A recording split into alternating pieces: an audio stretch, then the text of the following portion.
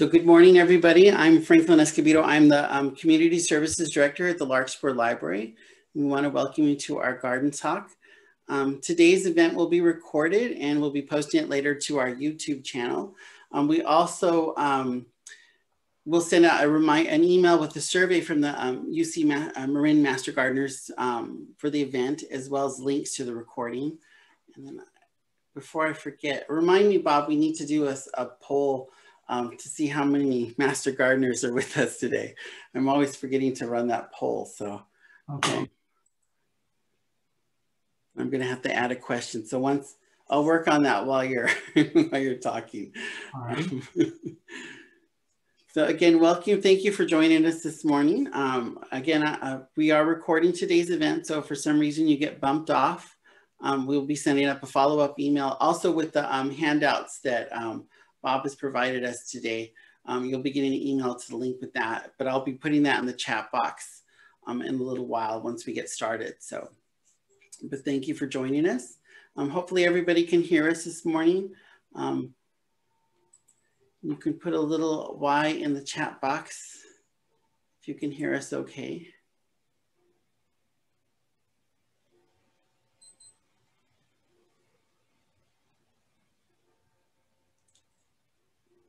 Okay, there they go. I'm like starting to worry. So, and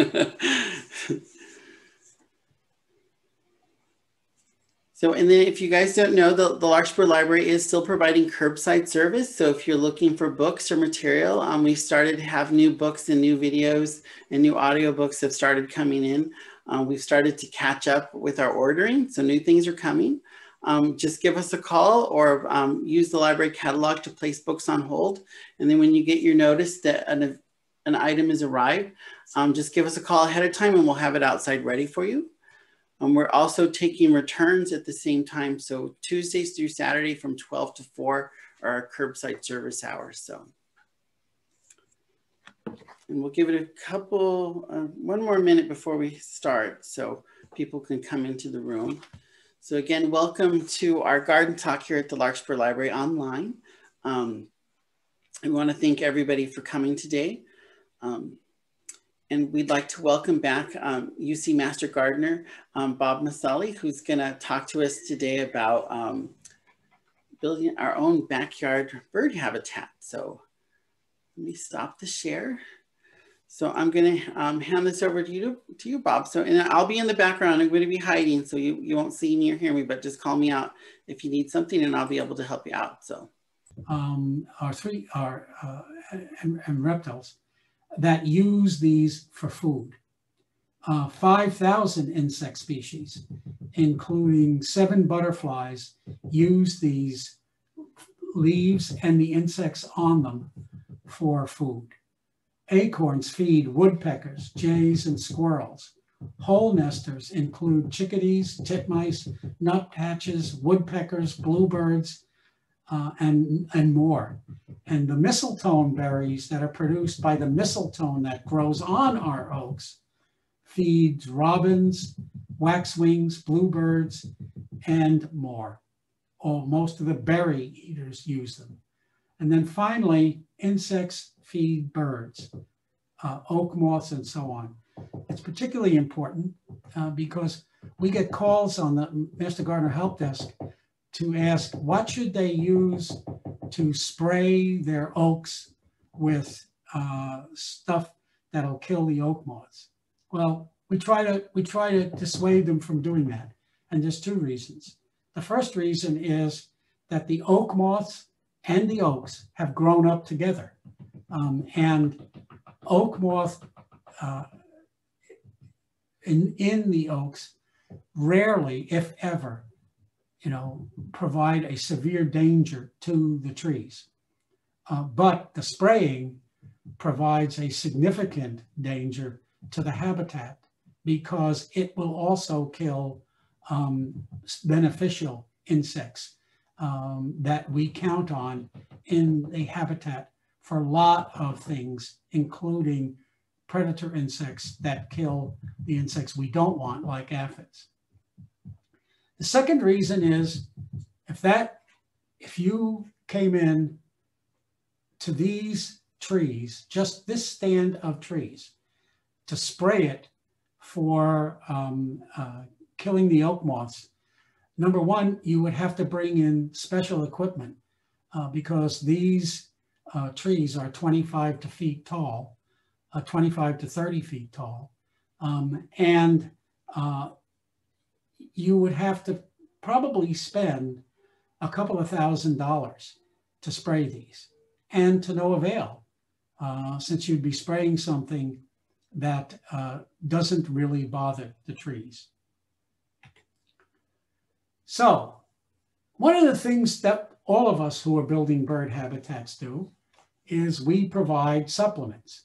And food supplements are the first thing that everybody thinks of. Seeds, syrup for hummingbirds, suet for woodpeckers and other insect-eating birds, even grape jelly. And in fact, that handsome hooded oriole in the upper right-hand corner is on the oriole grape jelly feeder that's below him, eating grape jelly. And we buy a lot of grape jelly to feed orioles here. We'll talk about that a little bit later. But when you start thinking about food, some supplements that work are black oil sunflower seeds, safflower seeds, nut meats, Niger seed or corn, or suet or bird puddings, or foods like grape jelly or sugar syrup containing sugar. In the handout that Franklin has sent you, a list of these things is in there, and more, including a recipe for making good hummingbird syrup for feeding. And it does not call for red dye. The next thing to think about is to keep the snags and leaf litter, if you can, in your garden. It turns out that habitat gardens are not necessarily the neatest gardens in the world. And there's a reason for that. That lack of neatness means something. In the case of the snags, it means two things. Number one, you're looking at the granaries for the acorn woodpeckers that are. And by the way, if you're hearing some knocking in the background here, that is the acorn woodpeckers working on my house, turning it into an extension of their granary, which is about 20 yards from my house to my right. The other thing is on leaves, they provide protection for seeds and insects that the birds can scratch around in and use as food. And they provide nutrients and mulch for the oaks and other plants planted underneath them. So they're important to the overall habitat because they're important to the overall health of the habitat. Water. Water is a critical resource. And this year, more than ever, it has been an absolutely critical resource because of the high temperatures that we have had. Here, I keep a journal of the weather here. And since May 1st, we have had 100 days of temperatures that are 95 degrees or higher. A substantial portion of those are 100 degrees or higher. So water is required for drinking and bathing. And if you've got natural sources of water like this creek in your backyard, that's really great. But most of us have to provide supplements to that natural sources of water. And the thing that we try to tell people about that that's important is whatever you provide, keep the water clean. Keep it free of pesticides and anything that might hurt or kill the animals that are using the water. So, do you need a stream? No, listen, bird baths will bring them in. These are two in my garden, and they are used quite heavily. As a matter of fact, they're used to have a lot of fun. You can't tell me that these cedar waxwings aren't having fun as well as getting clean. This flock of about 10 birds buzzed into the bird bath, and it's everybody into the pool. And they were here for a good hour to an hour and a half, going back and forth. In fact, I had to go out and fill it one more time because, as you see in this picture, it was almost empty when I took this picture. So they're important. And be careful, because you can get carried away. This is the water feature that we put in when we built our garden here. And believe me, we did get carried away. So, places to nest, birdhouses and bird platforms. If you provide them, they should be sturdy. They should have hole sizes that are specific to the species of birds that you're trying to attract. They should be placed at the appropriate height and location where birds like to nest and feel comfortable nesting, and they should be predator proof. That means you really should keep your cats and dogs, particularly when there are breeding birds around, because the fledglings, who will eventually show up if you're successful, are particularly susceptible to capture and kill by by cats. So here are some. Up in the upper left, the one on the left is for small birds like larger wrens, chickadees, and titmice. The one on the right is specific in its hole size to house wrens. And both of these had house wrens in them this year, both of which successfully raised families. We really like that. It's about the third year that the house wren has used the house on the right for his family. And wrens are interesting. When house wrens show up here, the first thing they do is build about 3 to 6 nests. That's the male who does that. Then when the female shows up, they go around and examine each of them, and the female chooses the nest that they'll use to raise their family. That sounds like a relo when you move from house to house. You're on site, you pick up some houses to look at, but the other partner picks up and has the main decision to which house you actually choose.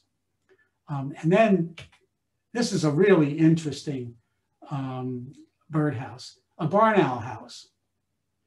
And the female barn owl that is taking care of, in this particular year, 5 fledglings or 5 nestlings is on the left. It's a lousy picture, but it was taken in the dead of night because they are completely nocturnal. It's really interesting. We put this thing up 5 years ago, and in every one of those years, we've had the family of barn owls use it to raise young. And that's a long process. It starts usually in February or March and runs through the end of June or mid-July before they fledge and leave. We're really happy that we've had that kind of success, because one of the neat things about having a barn owl is they eat rodents like gophers. And in order to take care of a family, they have to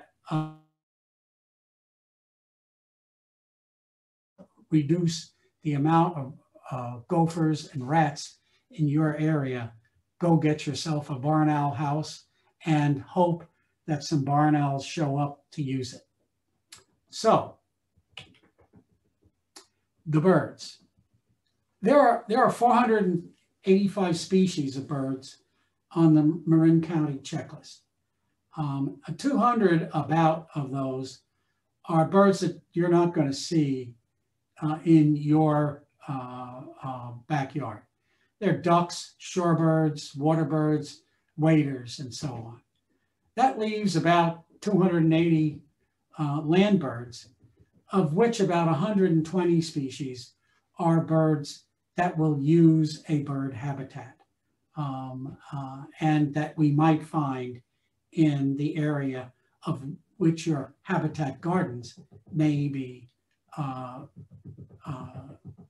found. So if you build it, they will come.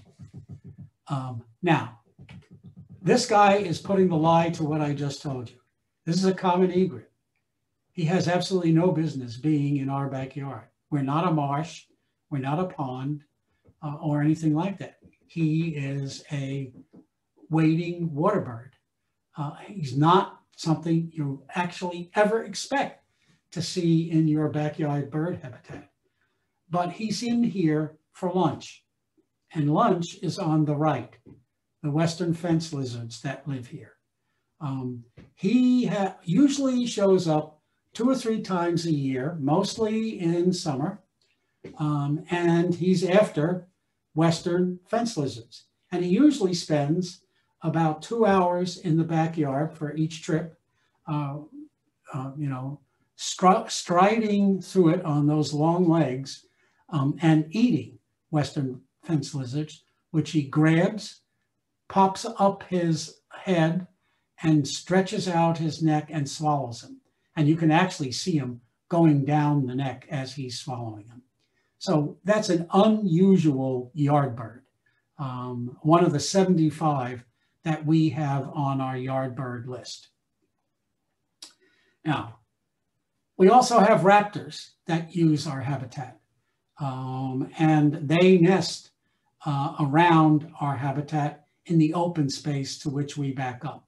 They use our habitat for food. The kites, the merlins, and red-shouldered hawks, and even red-tailed hawks are after things like squirrels and rabbits and rats and gophers. The American kestrel is mainly after large insects. And the Cooper's hawk is mainly after other songbirds. Their main diet is your birds that are in your backyard. But that's the way nature is. That's natural and should happen. We also have our quail. And there's mom and dad. In past years, we've had as many as 3 pairs that have nested here and that live either in the open space or under that coyote bush ground cover that you see that I showed you before. We've had a total, the largest covey we've had was when 3 pair of these quail nested here, and we ended up with something like 45 to 50 young when they came together in a single covey. So that was really neat to see them running around here as long as the babies were around. We also have species of doves and pigeons. Mourning doves in the upper left hand, that's a male and female. They're a pair. They mate for life. Right there, they're doing a courting ritual, which we call billing and cooing. And they do bill and coo.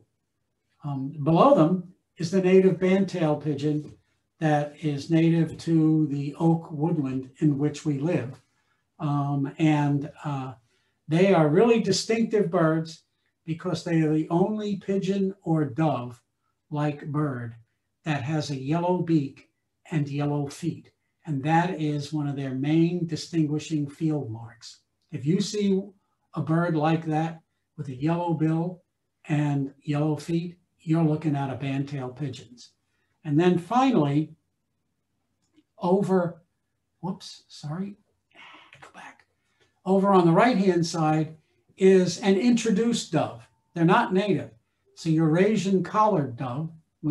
Main field mark is that black collar that it's got on the back of its neck. When these were first introduced into the United States from Eurasia, ornithologists were really worried that they would outcompete our native mourning doves and other pigeons. But they seem to have set up a very nice collaborative habitat. And they get along pretty well. They feed, and the collared doves don't really, at least in this area, outcompete them by having more young and more of their own taking over the habitat. So we're hoping that that continues. Okay, we got a bad boy here. That's a wild turkey on the left. It's a male in full breeding plumage, displaying for two females that are about 10 feet behind him on my left. The bad part about these is they're not native to California. They were introduced here by the California Department of Fish and Game to provide from the Rio Grande Valley to provide an additional hunting opportunity to increase hunting license revenues. Well, the problem is they overachieved. Now they're a clear nuisance in this area. They destroy gardens and they are pretty pugnacious to people. So I am not really happy about the 30 young turkeys that this male and those two females produced in that year. On the right is a better picture of a female barn owl. She's a captive. She was in an accident that crippled her. She can't really fly, but it's a really beautiful bird. And as I said before, it's a really useful bird to have around. Back east, where this picture was taken, barn owls are considered an almost endangered species. So here in the West, where they are not, we are fortunate. White-throated swifts are migrants and summer nesters here. They're good birds because they eat a lot of insects, and they're pretty birds to watch flying. And they're distant relatives of the hummingbirds. Here in Marin County, we have a resident hummingbird, the Anna's hummingbird, which is on the top left. That's a male using the Pozo blue sage plant for food. And down in the lower left is that Rufous hummingbird that you saw. There, he's passing through, but his cousin, the Allen's hummingbird, they're both genus Celephorus hummingbirds, is a nester here. It winters in Southern California, and it nests up here and in the foothills and the Sierras. The black-chinned hummingbird is not often seen in Marin. It actually is a bird that should be nesting. That, you know, it sometimes, but infrequently, passes through here on in migration. It should be located up in the boreal forests in the Sierras. This guy, we think, has stuck around for 2 years, and we're happy to have him. Woodpeckers, we like them, except maybe for the acorn woodpeckers. That's the acorn woodpecker. What she's doing is they harvest the woodpeckers, they harvest the acorns. They're doing that now. And then they put them in these holes. Over time, the acorns shrink. And so they've got to move them, otherwise they'll fall out of the holes. And that's what this female acorn woodpecker is doing. She is moving them around. She'll spend hours doing that until she finds just the right hole for them to bid in. The red-breasted sapsuckers are here in the wintertime. They spend the winter here. There's not a lot of them. They can be told by that the bright red head and breast and the bright white stripe down the edge of their wings. If you've seen a tree that has a horizontal line of small holes in the bark, that has been done by a sapsucker. The sap leaks out of that, it attracts insects, and that's what the sapsucker eats. Here we have a year-round native in Marin County, the Nuttall's woodpecker, male on the left, female on the right. They both live here year-round and nest here. They're whole nesters, and so they nest mostly in the native oaks, in the oak woodland. On the left is a downy woodpecker female. That's the smallest of the woodpeckers, and it is a year-round resident and nester. They sometimes use nest boxes, but mostly they also nest in the holes in the oaks.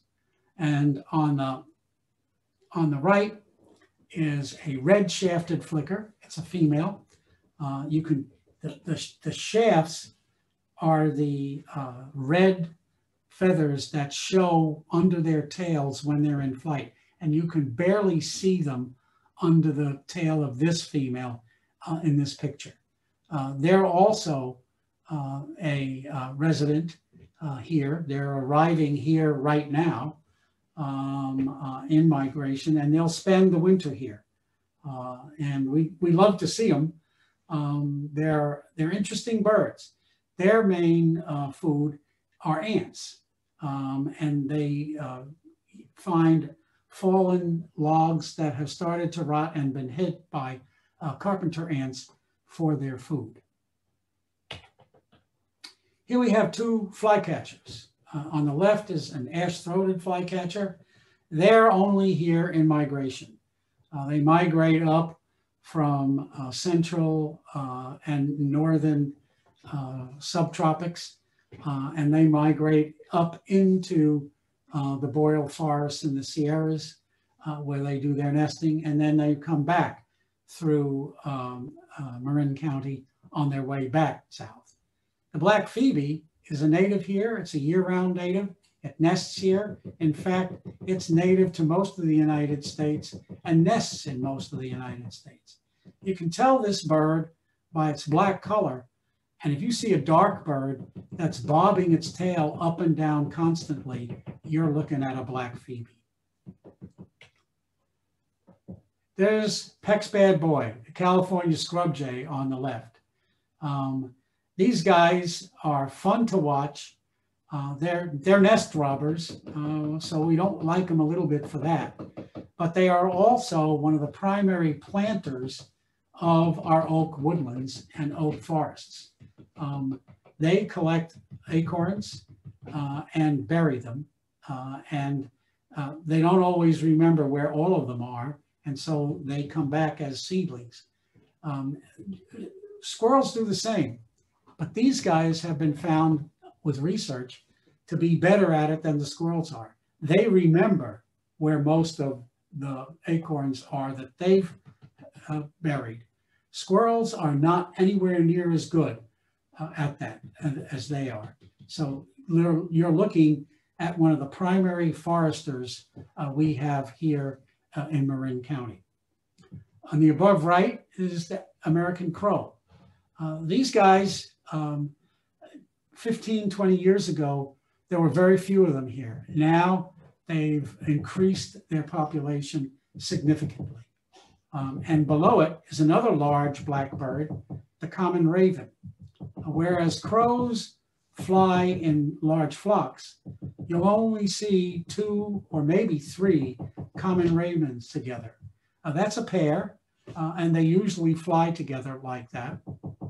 And if you want to tell the difference between ravens and crows in flight, if you see a large black bird that's kind of sailing, through the sky without flapping its wings, that's a raven, because crows can't do that for very long at all. Here are 2 summer residents, the violet green swallow and the tree swallow. Both of these nest in nest boxes, and we had 2 families of tree swallow nest here this year, along with 1 family of bluebirds. These birds are called gleaners, and they're called gleaners because what they do is go through the forests or the trees or the shrubs, gleaning food in terms of insects, seeds, and berries. Oak titmouse, chestnut-backed chickadee, white-breasted nuthatch, and bush tit. All of these are year-round residents here. All of them live in trees or in heavy brush, and they're among our favorite birds, and they're among the birds that'll be the largest populations that come to your bird habitat. Wrens. The Buick's wren is a year-round resident and nester here. It's mainly a seed eater, and it's on one of our it's mainly a suet eater, and he's on our suet feeder. Below him and to the right is the male house wren. This guy is singing on territory. They are defenders of their territory, and bird song is one important way that they let out the message that this is their territory, and if you're another male house wren, you ought to stay away. Thrushes. Our colorful thrushes are the American robin and western bluebirds. Robins are here mainly in the summer and fall. Western bluebirds, some of them are here year-round. This is the pair that nested here this year. The way you tell a western bluebird from an eastern bluebird is that bar of kind of brown feathers across his back is identifying characteristic for a western bluebird. The eastern bluebird does not have that. Other thrushes, these 2 are thrushes, include a Swainson's thrush, which is only really seen here in migration, and a hermit thrush, which are now arriving here as a winter resident. These guys are skulkers.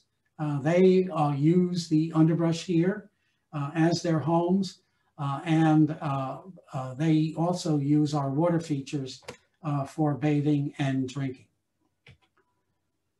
Mockingbirds are year-round residents. They have a really bevy of songs that they sing. That's mainly to keep other birds away. And the female mockingbird chooses a mate by the repertoire of songs that he has. More songs, more likely he'll be chosen. European starlings are an introduction from Europe, from England, brought here by a New Yorker in the 19th century who wanted to bring one of each of the birds mentioned in Shakespeare's plays. We don't like the fact that he brought them because within a few years of that, they had taken over habitat from coast to coast with thousands of them in some cities soiling the entire area. Cedar waxwings, beautiful birds. You saw them in action in the water. They'll sit on a branch of a berry tree in a line, and the one nearest the berries will pick it, pass it down the line, and the last one will take it, and that'll go on coming back up the line until finally the guy who's picking them gets to eat one. Warblers are here mainly in migration, or a few like this yellow rump warbler nest here, mostly in West Marin. There are two of these yellow rump warblers. One of them is called myrtle warbler. It has a white bib, and this is the Audubon's warbler. It has a yellow bib. They're beautiful, and we wish we had more warbler species here. The western tanager is a migrant. I'm not sure whether they actually nest here in Marin County or not. The black-headed grosbeak, however, on the right, does nest here in Marin County. It's a beautiful bird. It is a nesting migrant, and it nests in trees. And if you pass a tree and hear this beautiful song coming from it, it's probably a black-headed grosbeak. In fact, birders say that grosbeaks sing like robins who have been taking singing lessons. And then we have the sparrows, and these are all in the sparrow family. Three of these, the dark-eyed junco, California towhee, and spotted towhee, are year-round residents and nesters. Three of them, the white-crowned sparrow, the golden-crowned sparrow, and the fox sparrow, are winter residents, and they are arriving now. We had our first arrival here about 8 to 10 days ago. They are mainly ground feeders, they are mainly seed eaters, and they are mainly skulkers in that they don't like to be out in the open. That's particularly true of the fox sparrow, the spotted towhee, and the golden-crowned towhee. Juncos are told if you see a brownish bird with a dark head that has white stripes along the edge of its tail when it flies, you're looking at a junco. And then the handsome guys that run around here. On the right is a hooded oriole. It's on a jelly feeder, but it nests in the native California Washingtonia palm trees. And so this guy is nesting in our neighbor's Washingtonia along with two other families. We had 3 families of these this year nesting, but they come to our place for lunch, dinner, and breakfast. And I will tell you that we bought 3 huge jars of grape jelly this year to feed those 3 families and the family of the Bullock's oriole male, which is in the upper left. These guys are not often seen in Marin County. This is the 2nd year they have nested here, and we're really happy to welcome them as regular nesters. They also eat a lot of grape jelly. And then finally, finches. Native to Marin and year-round residents are the house finch and the lesser goldfinch. Down between those are birds that only arrive here in years where the cone crop in the Canadian boreal forest has failed. These are pine siskins, and they're only down here in what is called an eruptive year, which is like once every 2 or 3 years. And if you want to know whether you have pine siskins, just listen for a high-pitched zip, like a zipper. And if you hear that, you've got pine siskins. And then the final bird we're going to talk about is Peck's bad boy, the house sparrow, formerly called English sparrow. Although my English friends tell me, don't blame them, they were brought to England by the Romans. These guys are nest robbers and are mostly occur in urban areas. Since we live reasonably close to downtown Novato, every once in a while we have them at our feeders. It's usually in the wintertime. So we'd really like you to help these guys out, and all the rest of them like them. Our friend, the California towhee with the caterpillar, has been with us for a couple of years, and we'd like to see him be successful. So what we'd like to encourage you to do is, however big or small you can do it, whether you use plants and plantings or the supplementary bird foods that I recommended, please build some sort of a bird habitat and make sure that bird habitat includes host plants for butterflies and moths, because remember, it all begins with the plants. Thanks for coming. Questions? So we do have one question. It was earlier. Let's see. With the fire risk, we are advised to remove leaves, underbrush, and on the ground in order to reduce the spread of fire. What's your thinking about this? Okay, there's two things. It depends, and what the environmental horticulturist for UC Cooperative Extension for Marin and Sonoma counties says that 2 or 3 inches of leaf mulch is okay, particularly among oaks, where it provides healthy soil for the oaks, but only 2 or 3 inches, because something that could burn on the ground will set up a flame height of 2 or 3 times its own height. And so something that's only 2 or 3 inches tall is going to flame up to maybe 6, maybe 8 inches above itself. And that's probably not enough to set things on fire. And so in those circumstances, it's okay. If you're talking about leaf mulch that's thicker than that, or leaf mulch that's among larger shrubs where it could set those on fire and then cause a fire ladder up a hill, that's a different story. In my case, I have limbed up all the oaks on my property, so the limbs are 10 to 15 feet from the ground, and I'm not worried about it at all. But those are the two circumstances that exist.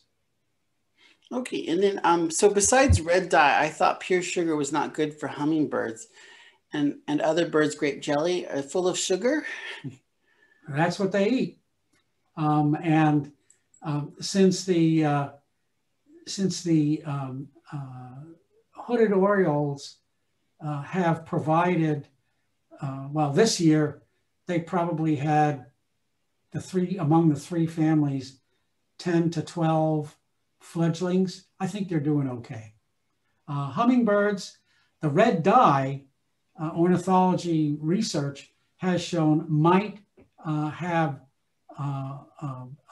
be deleterious for hummingbirds. But sugar water, if you use 1 part sugar to 4 parts water, is exactly the same sugar content of the nectar that they would get from most of the nectar plants they use. Okay. So the next one, is there a way to protect nesting birds in birdhouses from snakes? From snakes? Mm-hmm.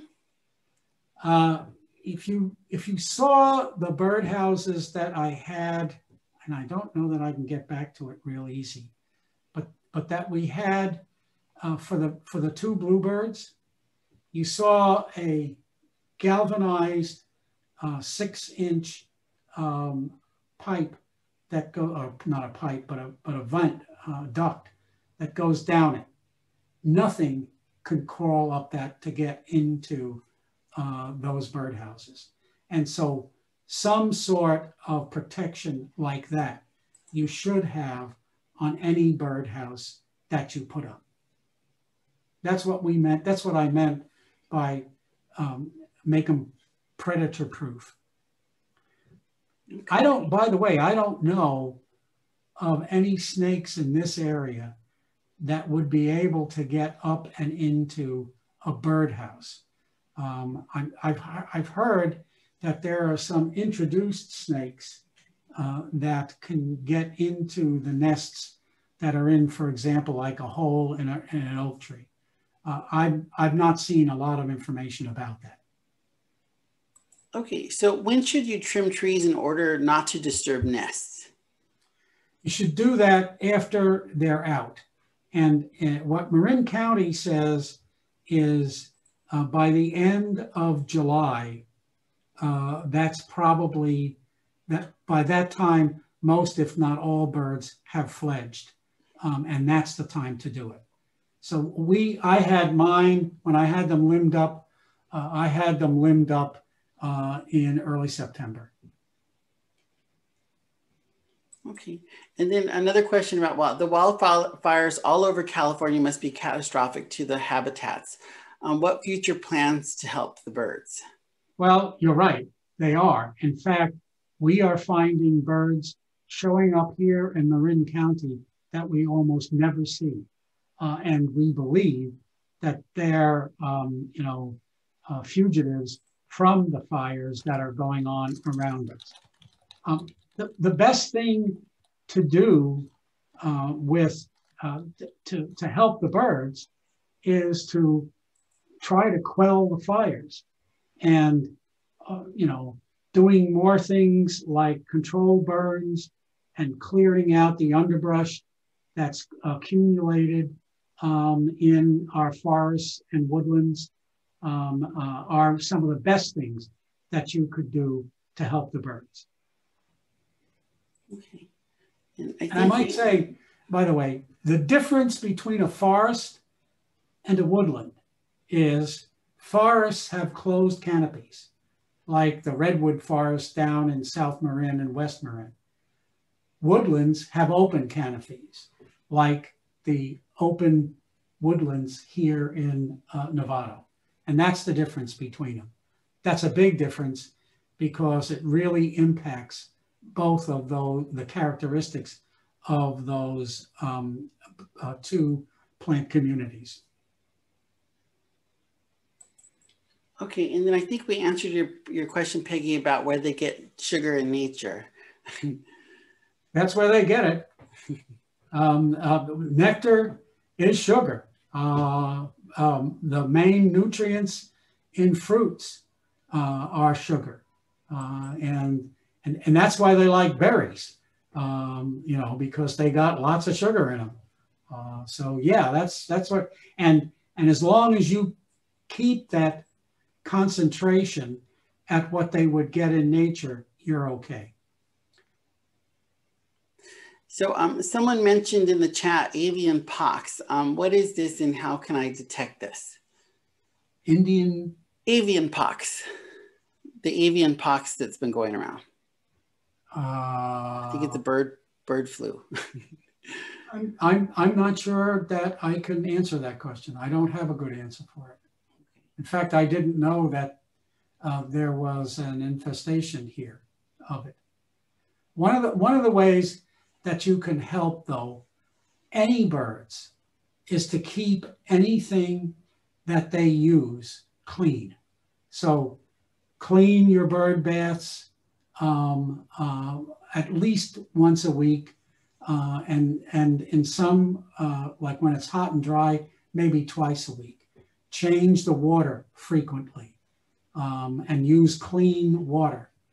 Clean things like nest boxes. Make sure they're really clean.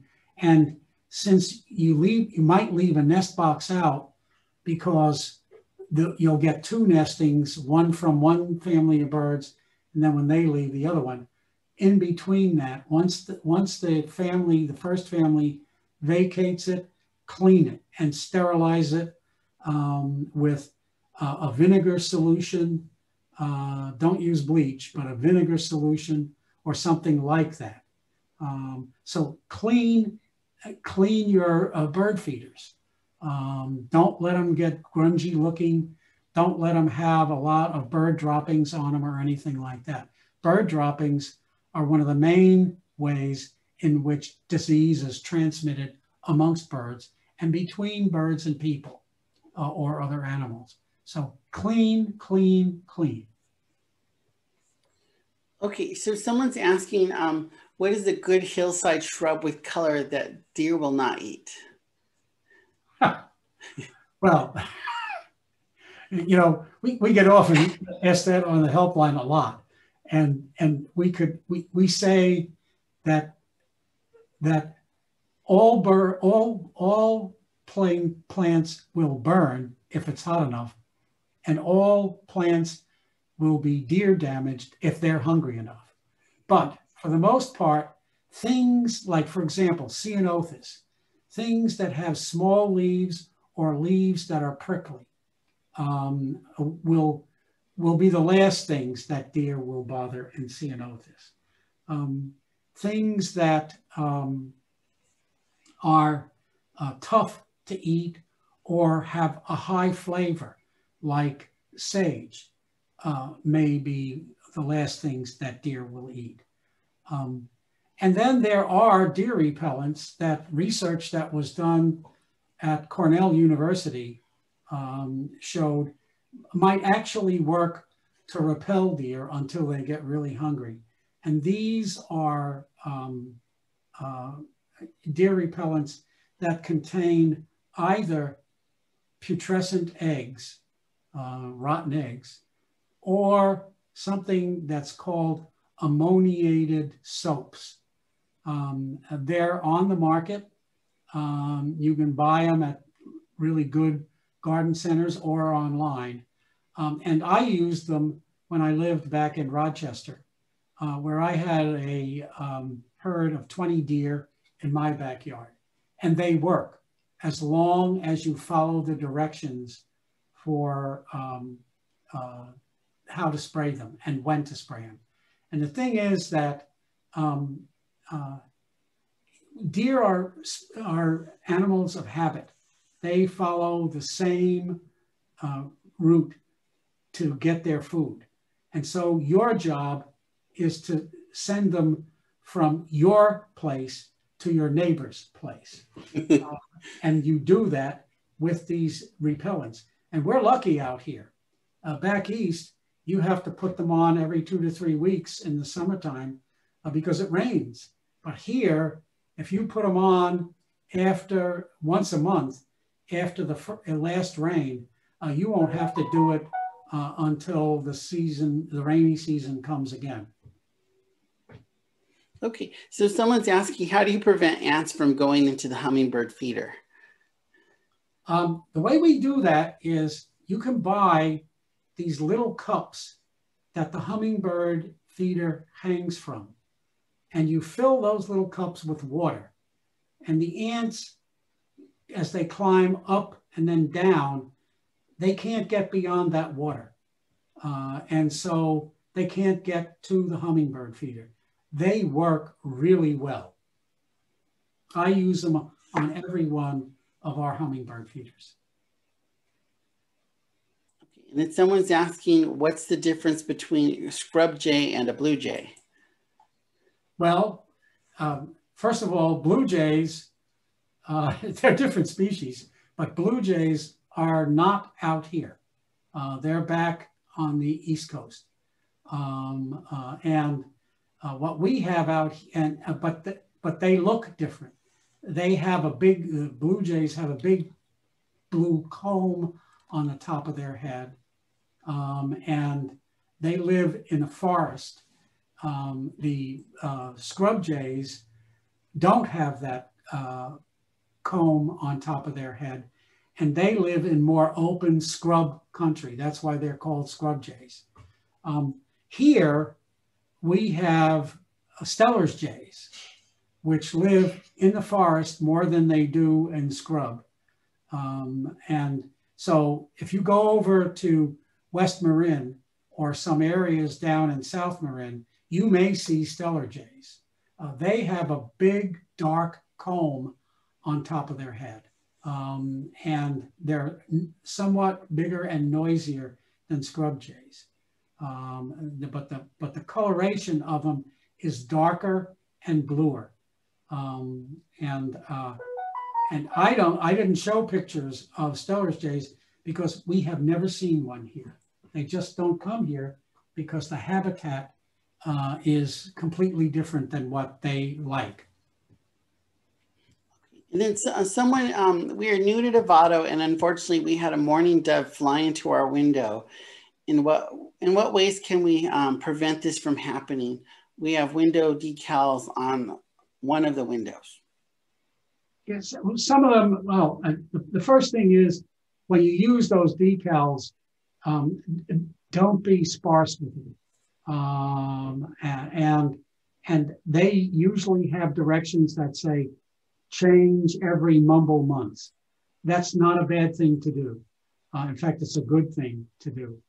The other thing you can do, it gets a little expensive, but if you have screens on your windows, that will keep the birds from flying into the glass, and it's the glass that does it. Or you can keep shades down behind the windows so that they're flying into a reflection. They think they're flying into whatever is behind them, a garden, a tree, or whatever. And they don't realize that it's a reflection. So anything you can do to tell them, A, there's something here, like the decals, or the shades, or B, that this is not anything you can fly into, or that will protect them, like screens. That's the way to do it. Unfortunately, there's no 100% way to do it. There will be some losses. One way that you can help reduce that loss is to either put any feeders you have either really close to the window, like less than 3 to 5 feet away, or actually on the window itself, or 20 to 30 feet away from the window. And that just cuts down the traffic of the birds, and so reduces the probability that a bird is going to fly into the window. Okay, and then someone's asking, is it possible to create a bird-friendly garden and a butterfly garden together in a backyard? Sure, I do. You know, I mean, the same plants are used by birds and butterflies. Ceanothus is a great example of that. Butterflies use it in the spring. Birds use it year round. Well, not year round, but as long as it's in flower, to get insects from it. And then in the fall, many varieties of Ceanothus have small berries or seeds that the birds eat. So there are lots and lots and lots of plants that both butterflies and birds use. And if you look at the list that is in the handout of plants to plant, most of those are of that ilk. Okay, and then someone's asking, are mosquito dunks in fountains harmful to birds? You know, the research that has been done says no. And the reason why the stuff in the mosquito dunks is Bacillus thuringiensis, which is a bacteria or the poison that's a toxic substance that's given off by the bacteria. And the research that's been done on it says that in warm-blooded animals like people and birds, it really has no effect on them. Now, I don't go around drinking a lot of Bacillus thuringiensis, but I think it's reasonably safe. Okay, and then someone's asked, I used to have bluebirds nesting in my backyard for a couple years, and they have stopped coming back to the birdhouse. What would be a reason, and can I try something to bring them back? Okay, the one reason could be that the family that was coming back to your bird houses no longer exists. Either the adults have died, or the fledglings have gone off and found someplace else to go. So the family is gone. The other reason could be that something, and I don't know what it might be, about the habitat around the birdhouse has changed. And it could be some development that your neighbor has done or something. If so, if you think that might be, it's worthwhile trying to move it into a new space. And the thing that you have to remember about birdhouses is bluebirds are edge birds. So they want to be on the edge of the trees and shrubs around them. They want to have a clear view of their immediate surroundings, but they want to have the ability to get into the foliage for either to get away from predators or to get food. And so wherever you do it, make it on the edge. Make it on the edge of a field, make it on a fence post between two fields or something like that. So try a new place and see if that will bring them in. Okay, so it looks like that's all the questions we have. Before everybody jumps off, I need to run the poll. So we just want to know how many of you are Marin Master Gardeners. And then after this presentation, I will be sending up a follow-up email with the Master Gardener survey, links to the recordings. Bob will have his email and then his phone number as well in the email, so you can call him. But yeah, so thank you all for joining us. And then, yeah, and thank you again. Join us next Saturday for fall citrus gardening with UC Master Gardener Joe Jennings. But again, thank you all for coming today. And before you, like I said, before you hop off, at least fill out the survey really quick, or this, so we can see how many Master Gardeners are here. And thank you again, Bob, for joining us and giving us this great presentation.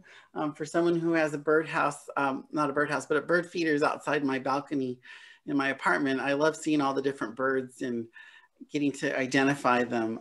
It's really nice. So thank you for joining us. And thank you everybody for joining us, and we'll see you next time. So great. Thanks a lot. Thanks, Bob. Bye.